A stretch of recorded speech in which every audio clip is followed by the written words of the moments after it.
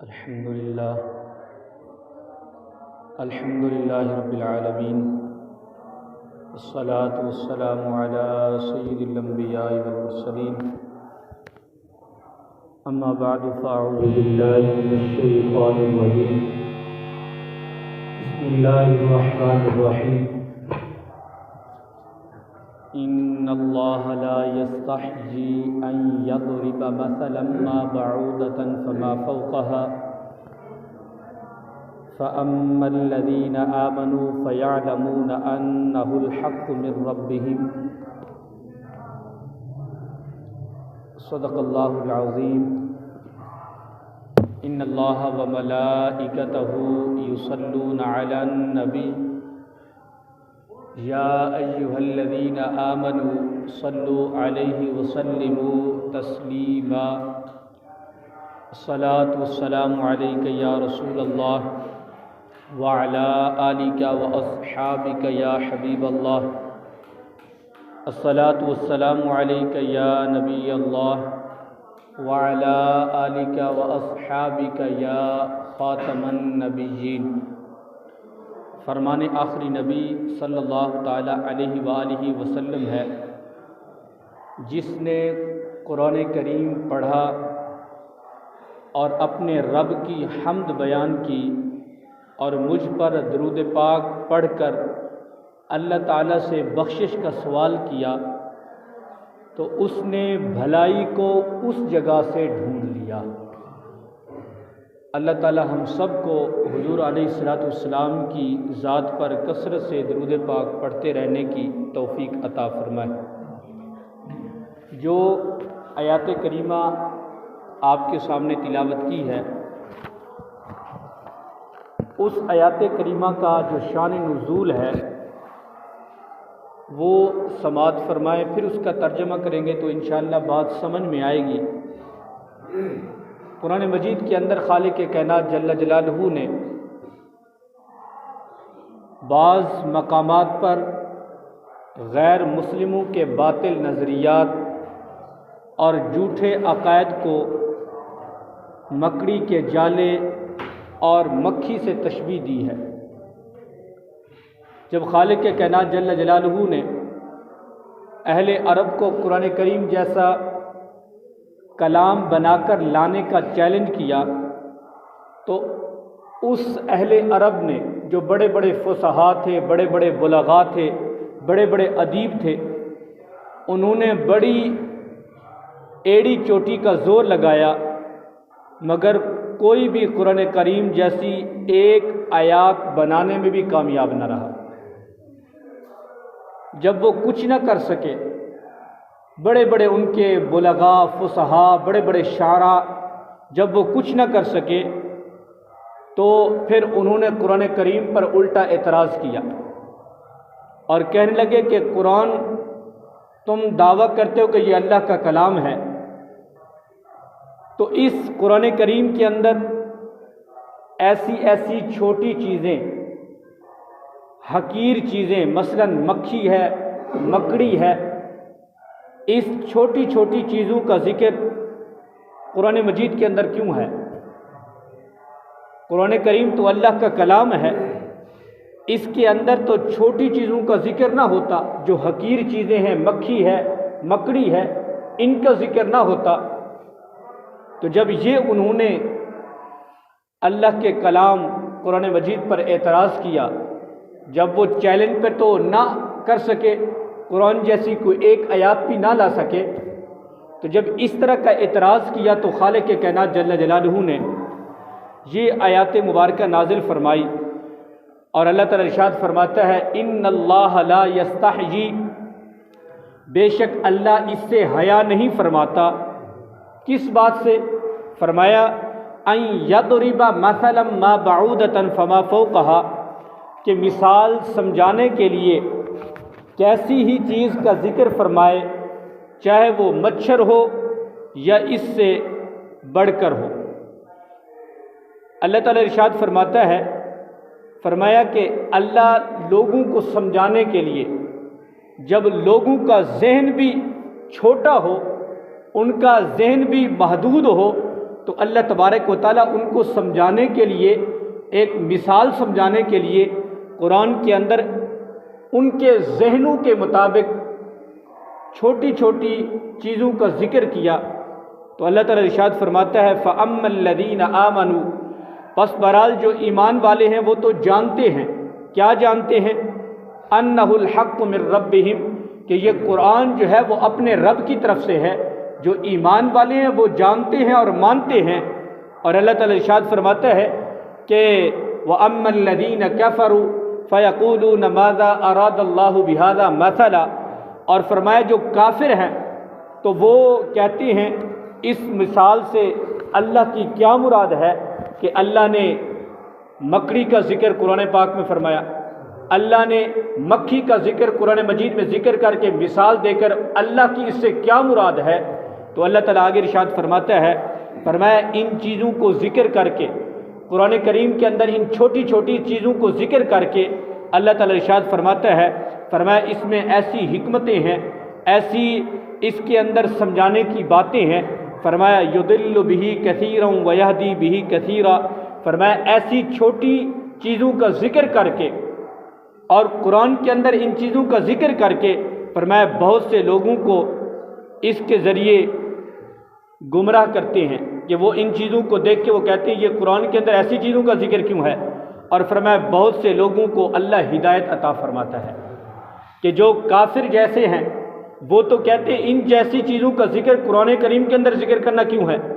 جب یہ ہے اللہ کا کلام تو ہم جو اہل ایمان ہیں ہم کہتے ہیں اللہ نے ان چیزوں کا ذکر کر کے اپنے محبوب کی امت کو سمجھایا ہے اور اپنے محبوب کی امت کو نصیحتیں کی ہیں اور اس کے اندر حکمتیں پوشیدہ ہیں،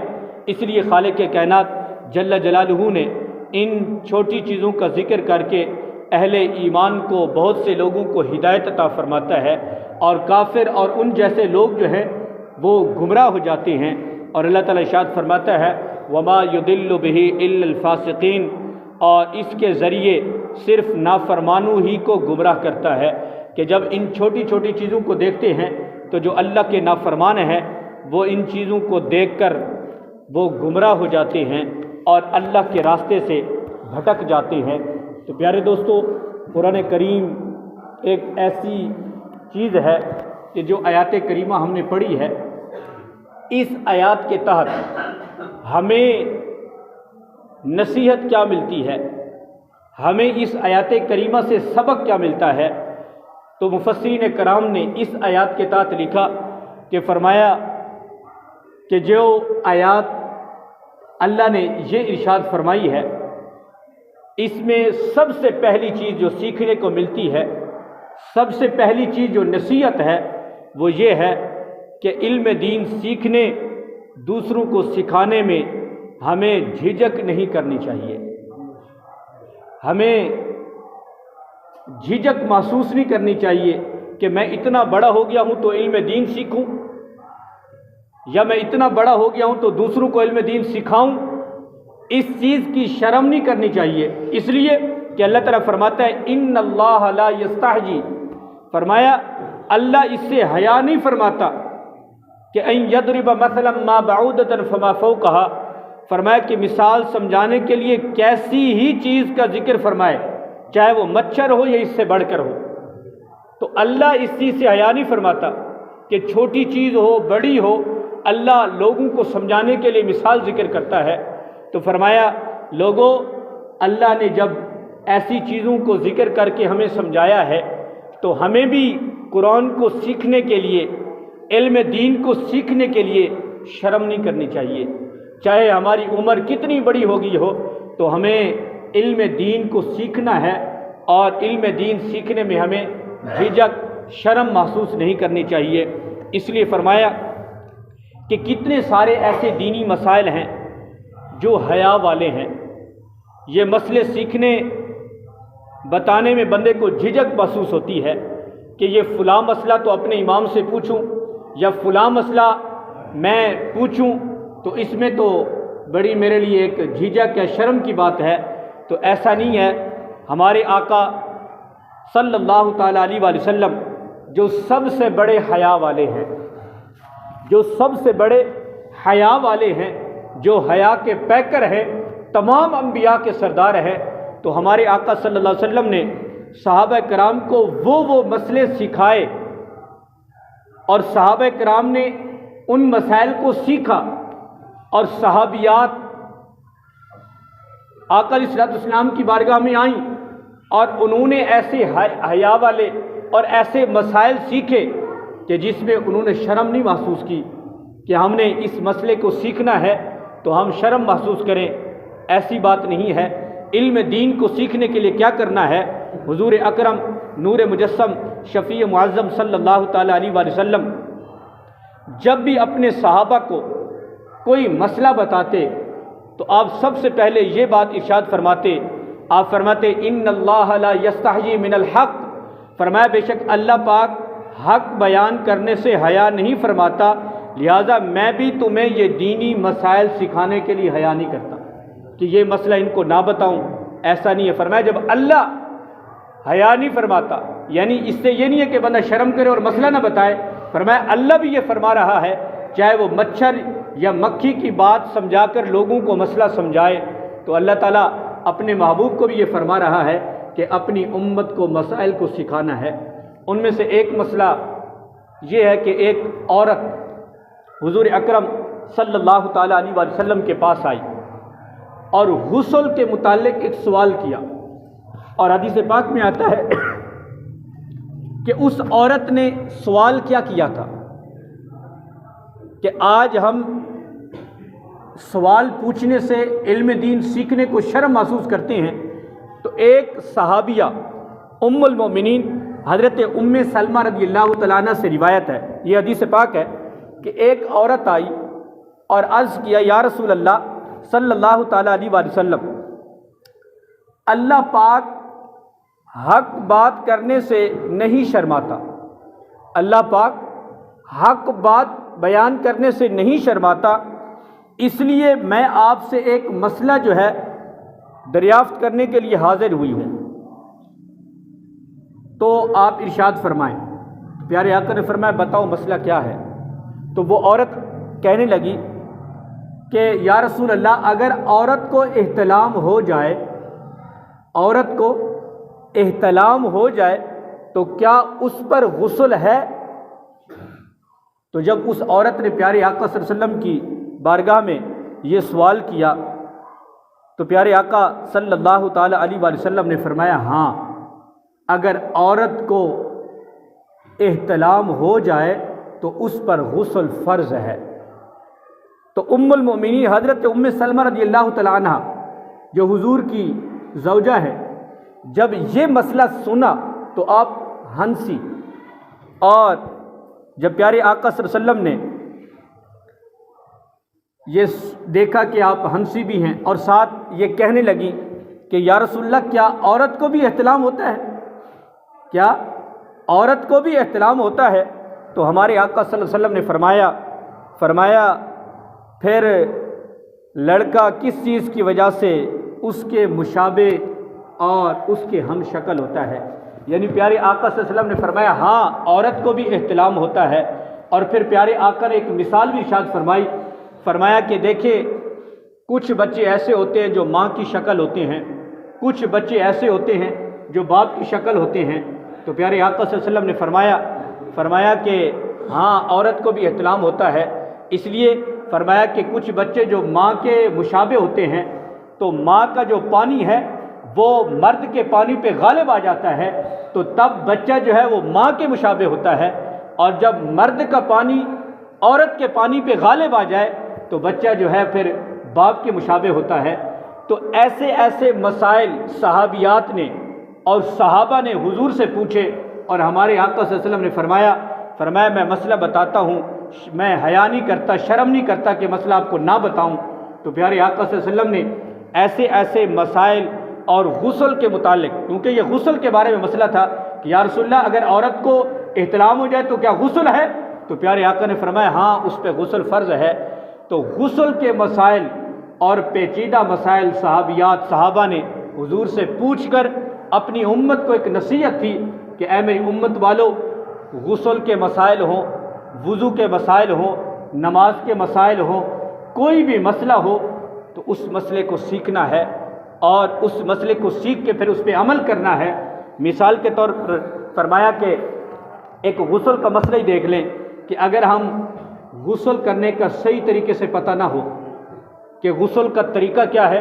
इसमें फ़राइज़ कितने हैं, इसके अंदर सुनन कितने हैं, और अगर फ़राइज़ के अंदर कुछ कमी रह जाए तो क्या होगा, तो फरमाया जब गुस्ल में फ़राइज़ में कमी रह जाए तो बंदे का बदन पाक नहीं होता, फिर उसी से बंदा नमाज पढ़े तो नमाज नहीं होगी, कुरान पढ़े तो कुरान सही, बजाय इसके कि उसको कोई सवाब नहीं मिलेगा। तो इसलिए प्यारे आका सल्लल्लाहु अलैहि वसल्लम ने ये बात इरशाद फरमाकर अपनी उम्मत को क़यामत तक के लिए नसीहत की है। फरमाया इल्म दीन को सीखने में कोई शर्म नहीं करनी चाहिए, चाहे वो जितने पेचीदा मसाइल हों, जो भी मसला हो, तो आप अलहदा मसाइल बैठ के भी अपने पूछने हैं, जिसके अंदर कोई शर्म नहीं करनी। इसलिए प्यारे दोस्तों, हमें भी मसाइल को समझने के लिए, चाहे वो नमाज का मसला हो, गुस्ल का मसला हो, अपने कोई भी मसाइल हों जो दीन के साथ रिलेटेड हैं, तो उनको सीखना और उनका पूछना ये आप पे लाजिम है।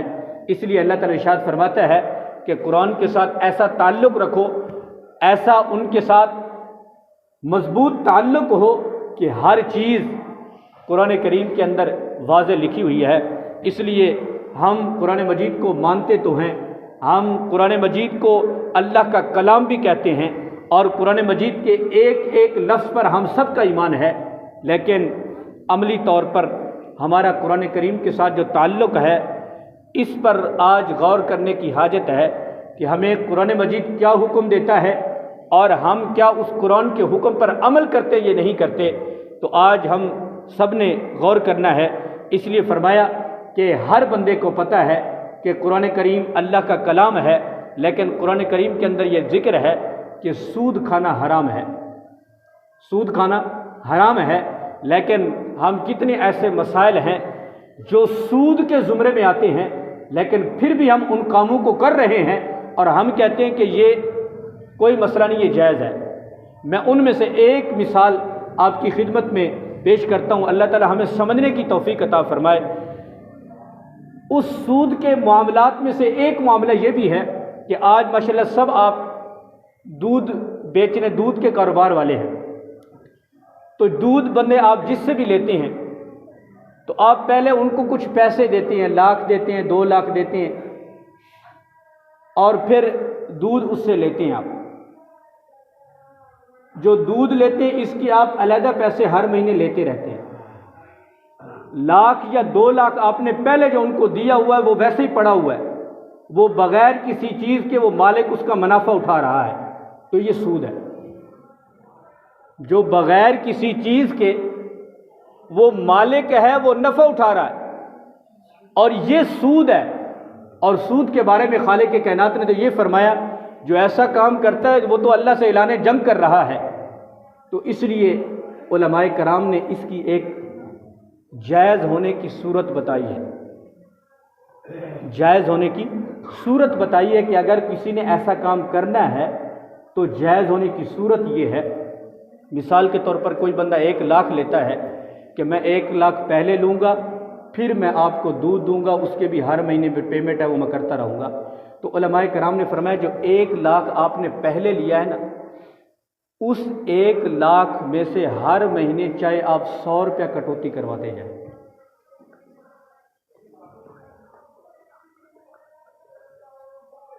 रोज़ाना हर महीने जो है, चाहे उस 1 लाख में से 100 रुपया कटवाते रहे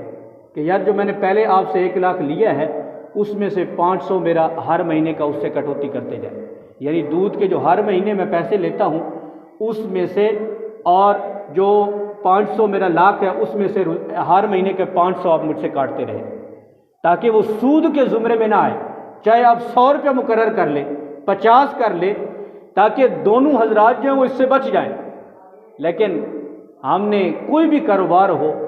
करने से पहले हमने वो सीखा नहीं है। क्या आया कि मैं इस कारोबार को जो शुरू कर रहा हूँ ये इसके मामलात हैं, क्या ये कुरान और हदीस के मुताबिक हैं या नहीं है?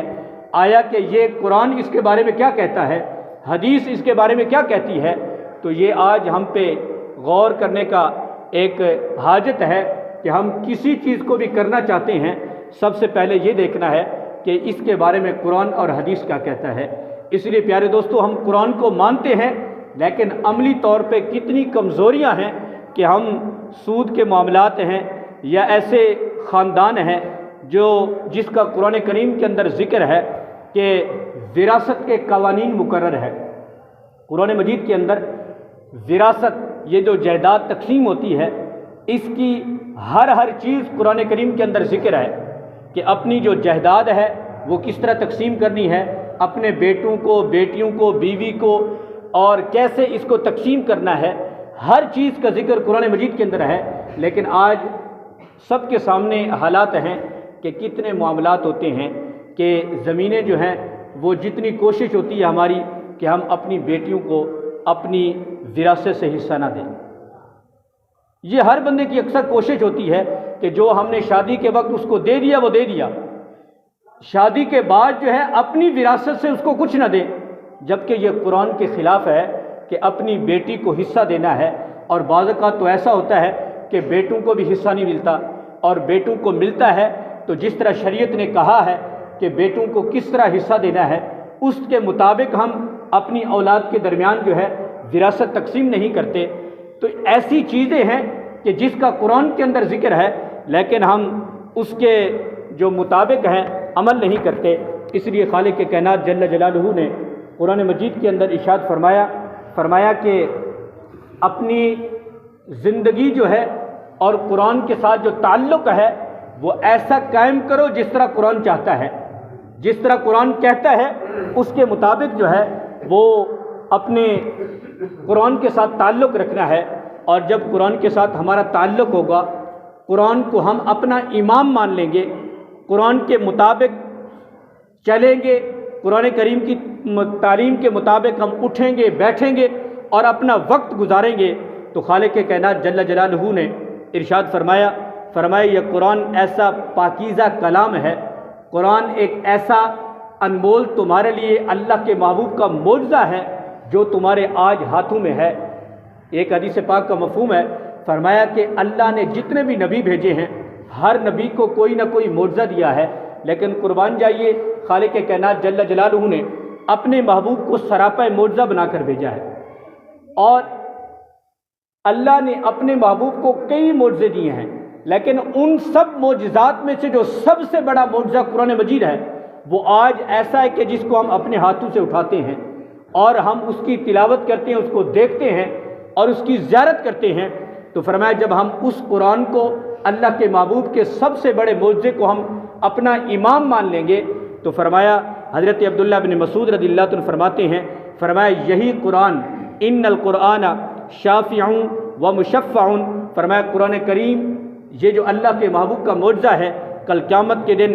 یہ اس بندے کی شفاعت کرنے والا ہوگا، اور فرمایا کہ کل قیامت کے دن اس قرآن کی شفاعت کو قبول بھی کیا جائے گا۔ جس بندے کے حق میں یہ قرآن شفاعت کرے گا تو اللہ تبارک و تعالیٰ اس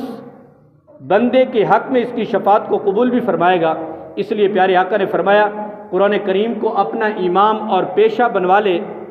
تو فرمایا قرآن اسے جنت میں لے جائے گا، اور فرمایا قرآن کو جو بندہ پس پشت ڈال دیتا ہے، یعنی قرآن کی تعلیمات پہ نہیں چلتا، قرآن کے کہنے کے مطابق نہیں چلتا، تو پیارے آقا صلی اللہ تعالیٰ علیہ وآلہ وسلم فرماتے ہیں، فرمایا یہ قرآن پھر اس کو جہنم میں دھکیل دے گا،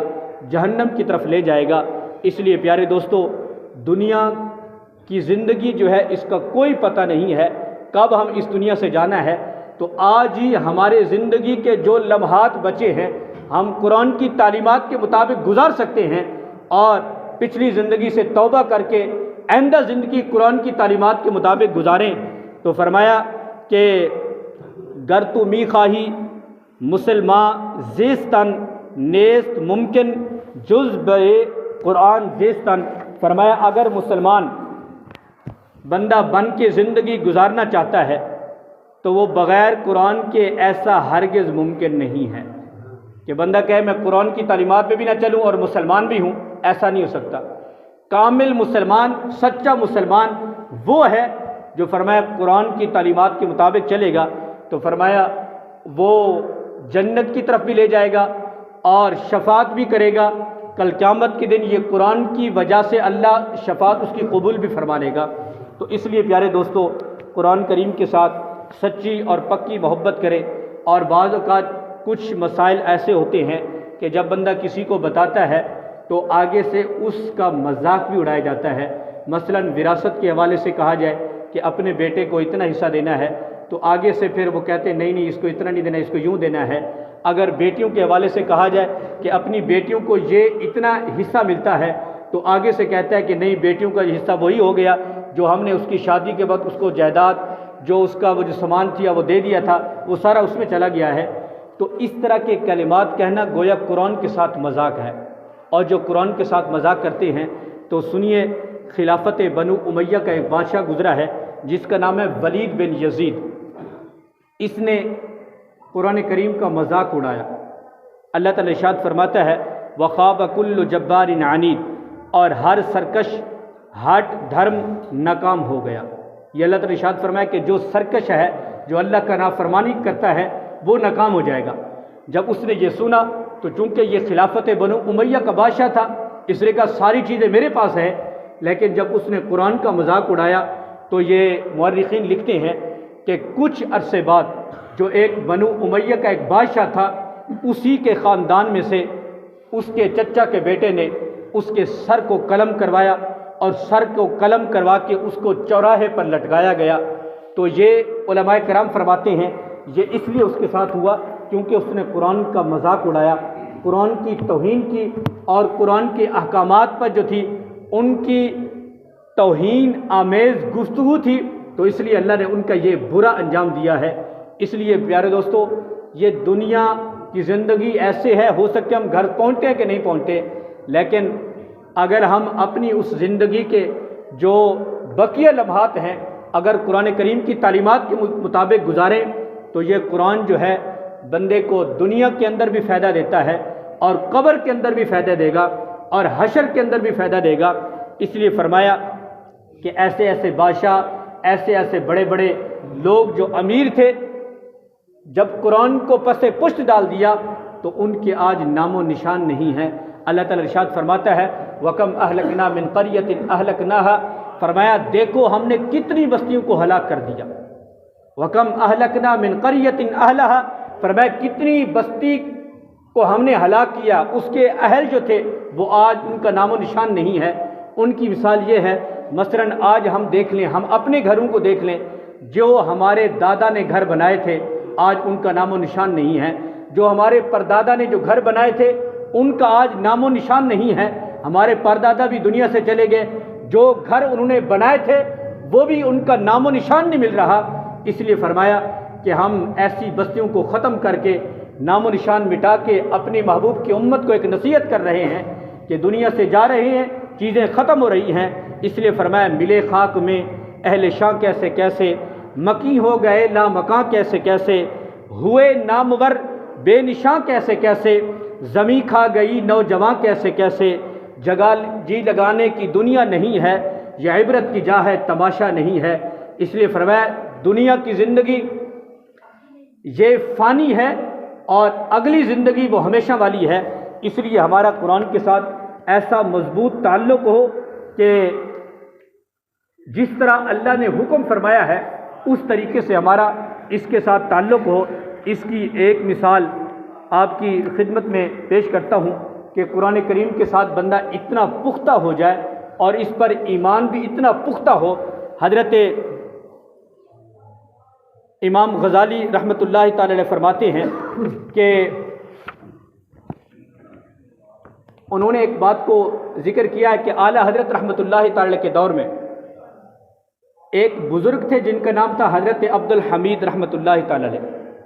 ان کے بارے میں لکھتے ہیں کہ یہ ایک مرتبہ ایران میں گئے تو ایران کے اندر وہاں اکثر لوگ آگ کے پجاری تھے، آگ کی پوجا کرتے تھے، آگ کو خدا مانتے تھے. تو لوگوں نے جب یہ دیکھا کہ حضرت عبد الحمید ایک بڑے بزرگ اور بڑے عالم تشریف لائے ہیں تو ان کو لوگوں نے کہا کہ حضور آپ ان آگ کے پجاریوں سے بحث و مباحثہ کریں، کہ اسلام سچا دین ہے، ان سے بحث و مباحثہ کر کے ان کو اسلام کی حقانیت جو ہے ان پر واضح کریں اور بحث و مباحثہ مناظرہ کریں۔ تو حضرت عبدالحمید رحمۃ اللہ تعالی فرمانے لگے، فرمایا ان سے مناظرہ کرنے، بحث و مباحثہ کرنے کی کیا ضرورت ہے؟ آپ فرماتے ہیں کہ جو آگ کے پجاری ہیں ان کو میرے پاس لاؤ۔ تو جب وہ آئے اور کہنے لگے کہ آپ آگ کی پوجا کرتے ہو، آگ کو خدا مانتے ہو، تو ایسا کرتے ہیں کہ آگ جلاتے ہیں، آگ جلانے کے بعد تم میں سے بھی کوئی ایک بندہ میرے ساتھ اس آگ میں چلے اور میں بھی چلتا ہوں، لہٰذا پتہ چل جائے گا کہ کون سچا ہے کون جھوٹا ہے۔ بحث و مباحثہ مناظرہ کرنے کی ضرورت نہیں ہے۔ کہتے ہیں ایک دن مقرر ہو گیا اور اس دن وہ آگ کے پجاریوں کا ہجوم بھی اکٹھا ہوا۔ ان میں سے ایک بندے جس نے کہا تھا کہ میں آگ میں جاتا ہوں، تو کہتے ہیں کہ جب آگ جل گئی، اندر جانے کا وقت ہوا، تو حضرت عبدالحمید بغدادی رحمۃ اللہ تعالی فرمائے یہ اس آگ کے اندر چلے گئے، لیکن جو آگ کا پجاری تھا وہ ڈر کے اسی وقت وہ پیچھے بھاگ گیا۔ بھاگنے کے بعد حضرت عبدالحمید رحمۃ اللہ تعالی 20 منٹ اس آگ کے اندر رہے۔ 20 منٹ کے بعد صحیح سلامت باہر تشریف لائے۔ تو لوگوں نے پوچھا کہ حضور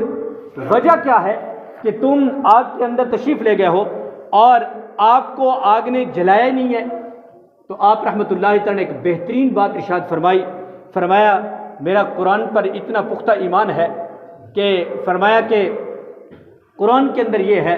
کہ جو قرآن پہ عمل کرتا ہے کل قیامت کے دن وہ قرآن اس کی شفاعت کرے گا تو اور جہنم سے اس کو بچا کے جنت پہ لے جائے گا۔ فرمایا جب میں آگ میں گیا ہوں تو میں قرآن کو اپنے سینے کے ساتھ لا کے گیا ہوں، قرآن کو میں آگ کے اندر لے کے گیا ہوں۔ تو فرمایا یہ میرا پختہ یقین تھا کہ وہ قرآن جس نے کل قیامت کے دن اپنے بندے کو،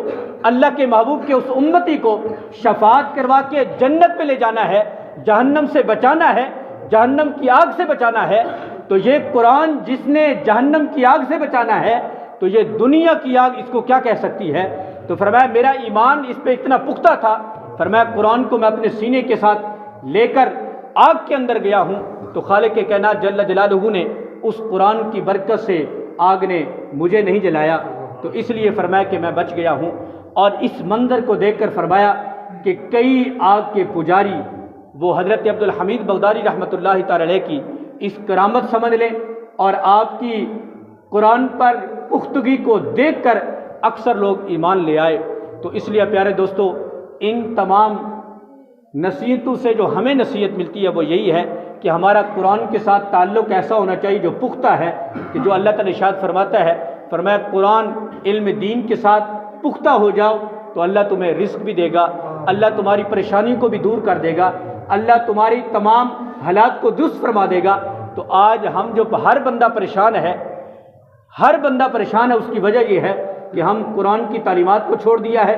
قرآن کو پس پشت ڈال دیا ہے، قرآن کی تلاوت نہیں کرتے، اگر تلاوت کرتے ہیں تو یہ نہیں ہے کہ ہم اس قرآن کو درست پڑھ رہے ہیں یا قرآن کو درست نہیں پڑھ رہے، اس چیز کا پتہ نہیں ہے۔ اس وجہ سے وہ برکتیں اور جو ایک قرآن پڑھنے کا ثمرہ ہے وہ ہمیں دنیا کے اندر نہیں مل رہا۔ اس لیے اللہ تعالیٰ سے دعا ہے کہ اللہ تعالیٰ ہم سب کو قرآن کے ساتھ سچی محبت، اس لیے فرمایا کہ یہی ہے آرزو تعلیم قرآن عام ہو جائے، یہی ہے آرزو تعلیم قرآن عام ہو جائے، تلاوت کرنا صبح و شام میرا کام ہو جائے۔ اللہ تعالیٰ ہم سب کو قرآن کے ساتھ صحیح اور سچی محبت کرنے کی توفیق عطا فرمائے۔ وما علینا الا البلاغ۔